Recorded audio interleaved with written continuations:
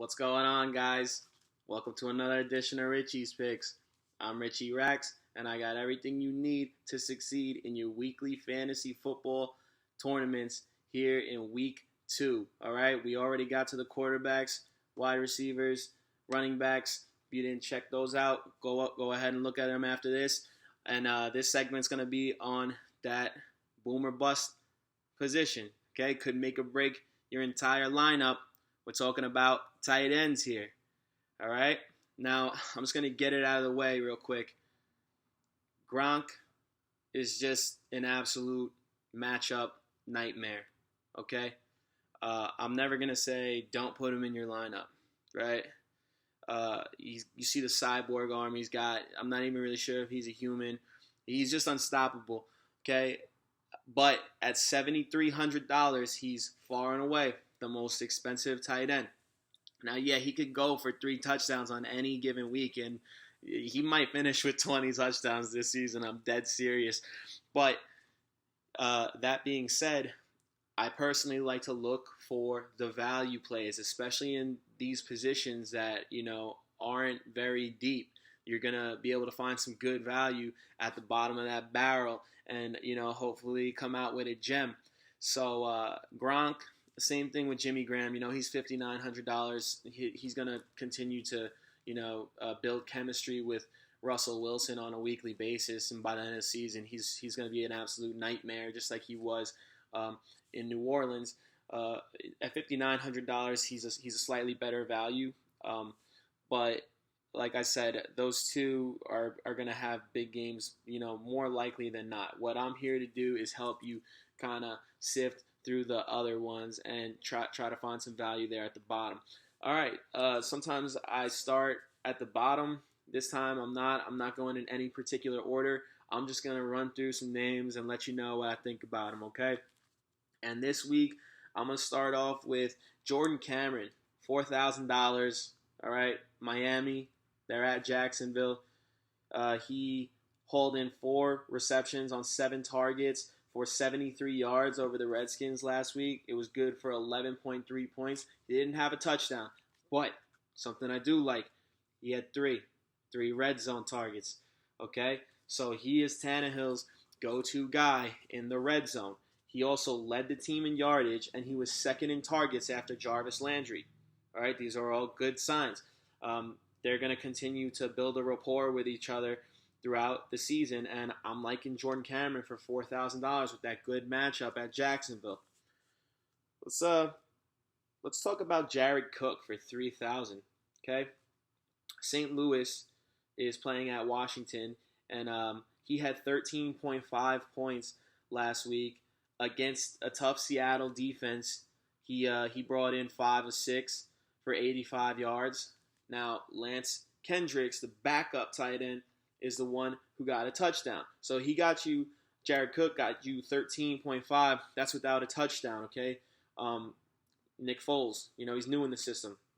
These quarterbacks, these new quarterbacks use their tight ends like their safety valve, right? They go through their reads, they don't see anything, they dump it off to them. All right? And Jared Cook for $3,000 could be a sneaky play. I don't think a lot of people are picking him up. Another person a lot of people aren't picking up, probably almost nobody's going to pick him up is Darren Fells. All right, Arizona Cardinals. You guys are probably like, who's Darren Fells? Exactly. That's something that you're looking for too. You want to find a player that not everyone's going to have because you don't want the points to go to everybody. And that could be a gem in this situation. All right, Arizona's playing at Chicago, and Darren Fells is going for $2,500. That's league minimum. That doesn't get lower than that right there. Now, he had 4 receptions on 5 targets for 82 yards and a touchdown, 18.2 fantasy points. Okay, the other tight end, Jermaine Gresham, had 1 reception for 4 yards.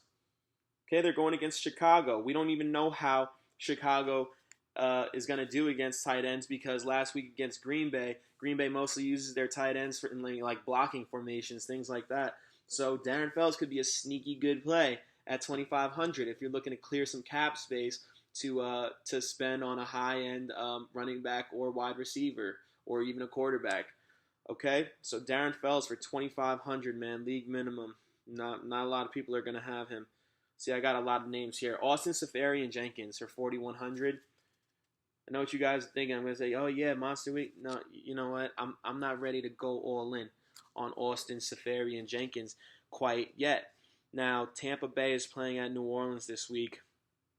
Yeah, he's coming off a 5 for 7, 110 yards, 2 touchdowns, 31 points. Man, if you started him last week, you probably won a lot of money.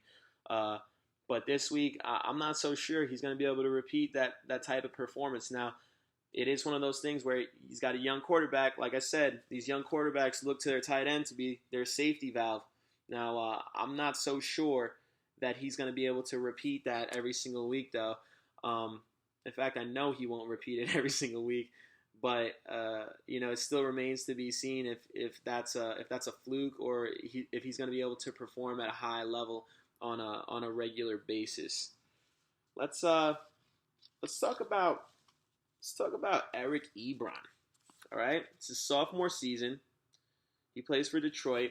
He's $3,300. They're playing at Minnesota this week. He brought in 4 of 5 for 53 yards and a touchdown against San Diego. Pretty good defense. For 15 points. Now, we all know Megatron's going to be drawing those double teams, almost on a weekly basis. And this is going to create a lot of mismatches for Eric Ebron. They were really hyped up about him last year in his rookie campaign. It was a little disappointing. He only had 1 touchdown. But, this sophomore year could be the year he breaks out. I'm not saying that I'm ready to add him to my squad quite yet. It's just something worth monitoring. And again, it's probably a tight end that almost nobody's going to have in their lineup this week. So if those points do work in your favor, they work for you and they don't work for anybody else, which is something that you want to look for occasionally. Okay? Let's talk about Tyler Eifert. Okay, they're playing at Cincinnati at home. They're going against San Diego. Okay, pretty tough defense. At least last week they were. 4,200. Target monster. 12 targets, dude. He caught 9 of them. 104 yards, 2 touchdowns. That was against Oakland. All right. I think he's gonna have a good season, but I don't think he's bringing in another 30-something point performance this week. Tyler Eifert at 4,200. I think he's a safe play, but temper your expectations a bit. I still would expect to see him, probably pull in 5 to 6 receptions for maybe 80 yards and a possible touchdown. So I'm expecting a good game out of him, just not the same as last week like it was in Oakland. Now, my pick of the week, if we're talking about, value and as far as, spending enough to know that you're going to have a safe play, but not overspending, like let's say like on a Gronk or a Jimmy Graham. I like Jason Witten. Dude, Jason Witten. It was the same old Jason Witten last week. He's been doing it for years, okay?